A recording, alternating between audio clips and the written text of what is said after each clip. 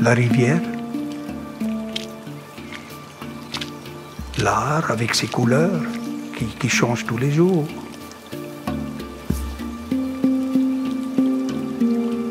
C'est une énergie énorme qui passe devant nos ateliers. Ça nous aide beaucoup pour rester calme, pour continuer tous les jours notre travail.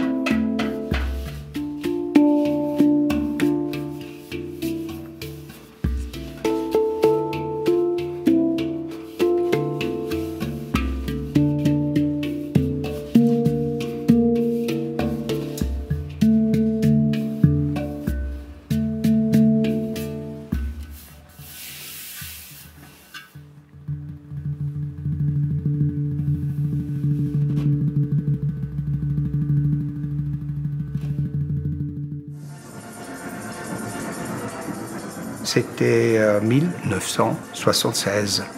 Avec mon ami, avec lequel je faisais la musique, j'étais en ville et j'ai entendu un son exotique. Je n'ai pas vu jouer le steel band, mais les Bernois dans les rues dansaient très doucement. C'était pas une mélodie, c'était pas le Schlager allemand, c'était pas... Non, c'était une vibration qui coulait par les rues. Et ça nous a bouleversés parce que ce son était inconnu. Et le lendemain, j'ai commencé avec mon ami. On a fait un instrument avec quelques déformations qui donnaient déjà quelques notes, disons. Hein. Pour faire du rythme, pour faire une mélodie et de faire la musique à une façon absolument libre.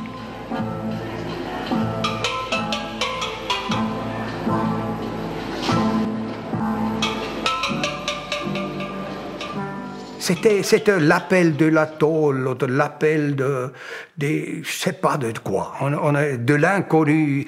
Il y a un futur pour nous. Il ne faut plus aller à l'école, il ne faut plus étudier le jazz school et tout ça. Non, maintenant on découvre quelque chose.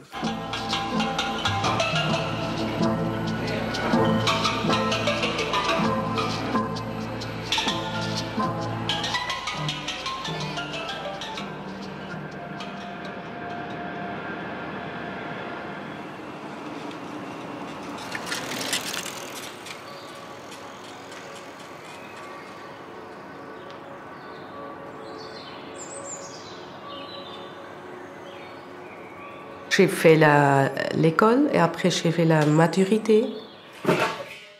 Je n'avais pas une idée de profession, je ne savais pas quoi faire. Et j'ai fait beaucoup de différents travaux, entre eux aussi le travail de fabriquer les steel pans. Et là, j'ai commencé avec mon nouvelle profession de accorder l'acier.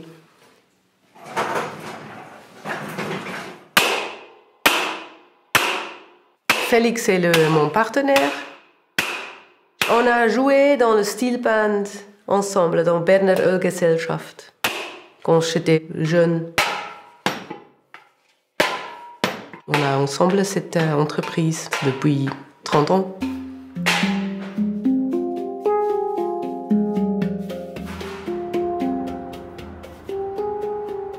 On avait cet impulse de Trinidad.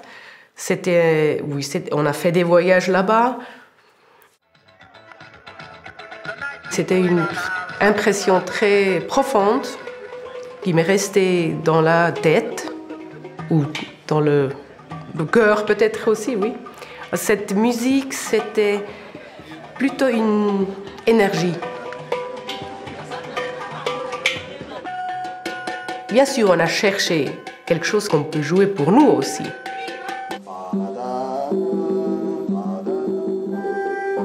Trinidad, c'est une autre culture. C'est leur culture de jouer le steel band. Nous, on n'a pas le carnaval tous les jours. qu'est-ce que nous cherchons ici. Et on a trouvé des différentes formes.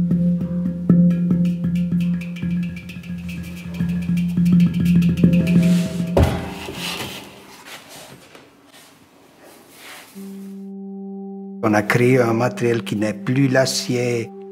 C'est un matériel tellement sensible. Il faut qu'on dose l'énergie.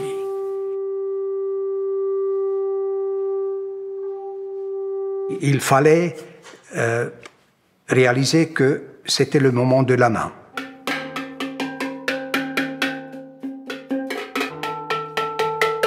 Pour moi, comme constructeur, créateur, c'est la génération d'un son neuf. C'est la génération d'une énergie qu'on comprime avec le marteau jusqu'à ce que ça fait sauter ton âme. Hein? Ça fait danser.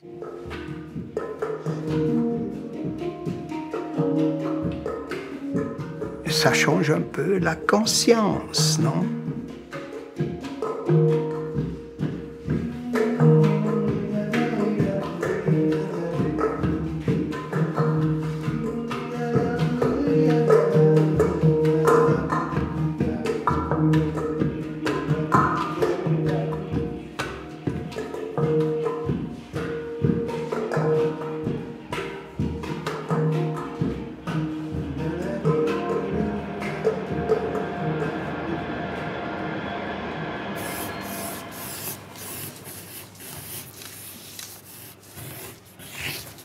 Nous, on a créé ça, cette beauté, cette esthétique d'un autre monde, oui,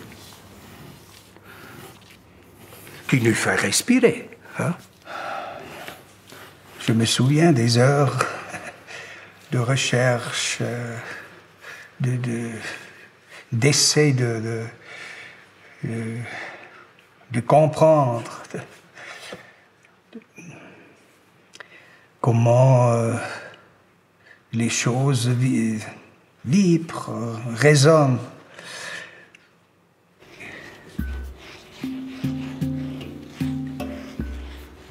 Peut-être on aimerait voler. Hein?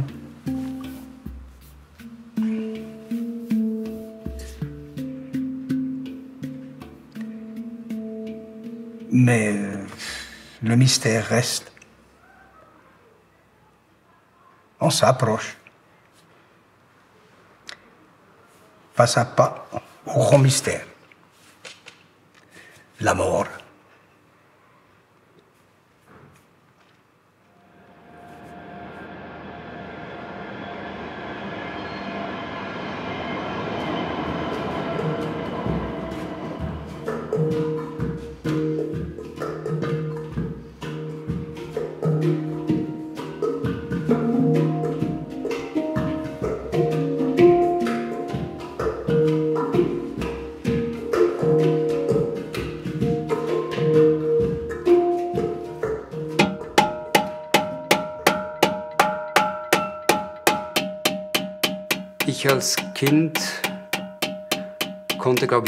Quand j'étais enfant, je ne comprenais pas ce que faisait mon père.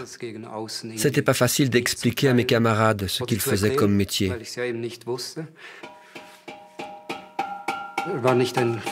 Ce n'était pas un papa qui rentre à la maison et qui est simplement présent. Il n'arrêtait pas de bosser. Il déformait par exemple le dos des boîtes d'ovomaltine pour qu'elles résonnent différemment. Il nous a montré toutes ces choses. Mais c'est seulement maintenant que je travaille avec lui que je comprends vraiment ce qui se cache derrière tout ça. Ce n'est pas simplement du bricolage, c'est un art artisanal.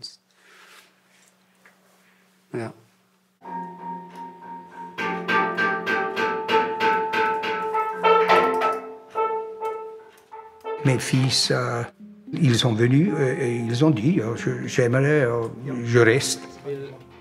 Et j'ai dit restez, il y a de la place, crée ton métier. C'est la liberté, mais il faut savoir que c'est pas facile. Il faut un courage. Et je suis fier qu'ils ont le courage de passer par ici ou de rester, je sais pas.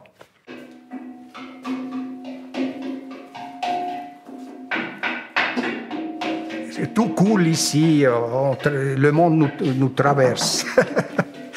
Comme ça. Hein? Alors je suis très content de travailler avec mes fils, c'est clair. Chaque père désirait d'être un peu avec les fils, non, aujourd'hui.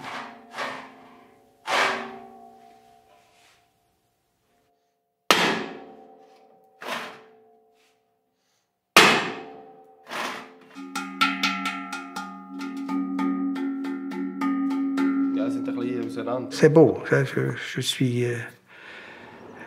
je dis merci.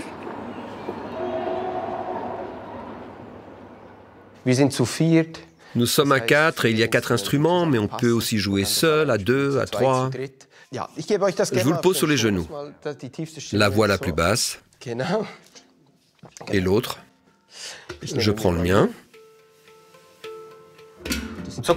Et voilà que l'air remonte de ce trou, comme un poumon qui respire. Et déjà commence la musique.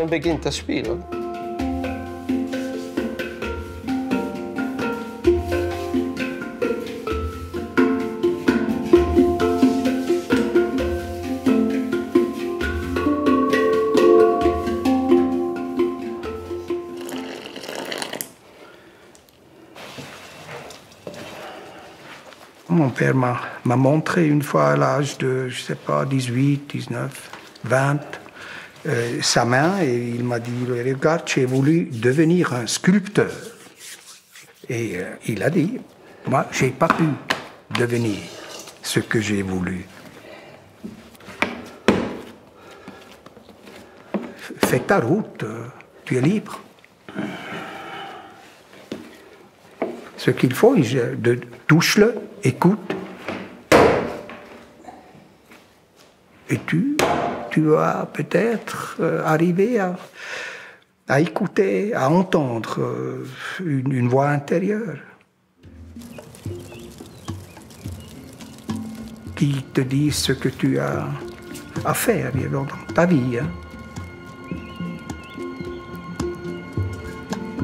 Le fil rouge de ta vie, peut-être.